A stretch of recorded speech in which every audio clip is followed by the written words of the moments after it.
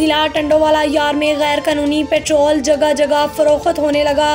Human rights youth organisation additional secretary Sindh and president district Tando Allahyar Asif Iqbal आरई, human rights youth organisation media coordinator and publish secretary Sindh Umair Muain Qaim Khani ने कहा कि ज़िला टंडोवाला यार में गैर कानूनी पेट्रोल जगह जगह फरोख्त होने लगा, जो कि किसी भी वक्त किसी भी बड़े हादसे का सबब बन सकता है।